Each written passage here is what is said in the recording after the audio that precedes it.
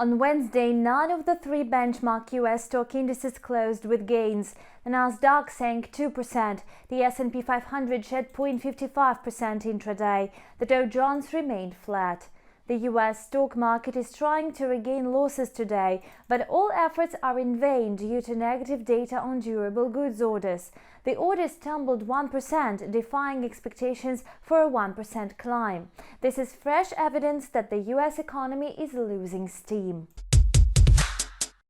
Today, the Dow Jones is trading lower at near 32,420. It is expected to fluctuate between 32,100 and 32,600 today. The U.S. Commerce Department released a revised GDP for the fourth quarter of 2020. The U.S. economy actually expanded 4.3% in annual terms in the fourth quarter, faster than a 4.1% growth in the second estimate. Yesterday, the US dollar index broke through important resistance of 92.50, thus confirming strength of the US currency. The greenback is holding at near a 4-month high against the euro for obvious reasons. The US is more successful in the mass vaccination than Europe.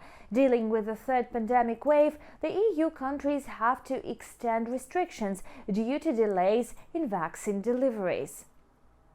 Experts foresee a further advance of the US currency to as high as 93 points. The Canadian dollar is heavily dependent on dynamics of oil prices. Interestingly, the loonie did not gain ground yesterday despite a surge in oil quotes.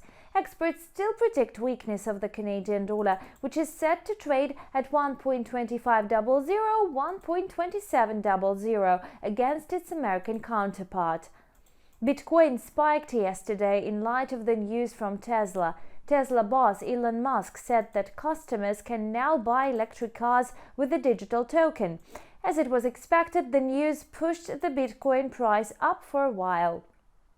Nevertheless, the bears asserted strength, and the number one cryptocurrency resumed its decline towards $52,000 per one token. So Bitcoin is on track to extend losses unless it finds support from an important event or sensational news. Recently, tweets from Elon Musk serve as market catalysts for digital assets. The U.S. markets have been weighed down by looming debates in Congress. Staggering stimulus packages aimed to revive the ailing economy need budget sources, so Democrats are planning to raise taxes on businesses. The prospects of tax hikes and fears of inflationary pressure put Wall Street investors on edge. Today, the U.S. Labor Department published its weekly updates on unemployment claims.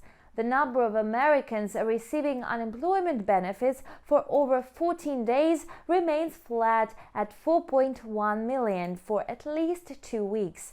This situation proves that stimulus measures from the U.S. government and the Federal Reserve have been making only modest effect on the economic growth. That's all for today. Thank you for watching and see you back tomorrow. Bye.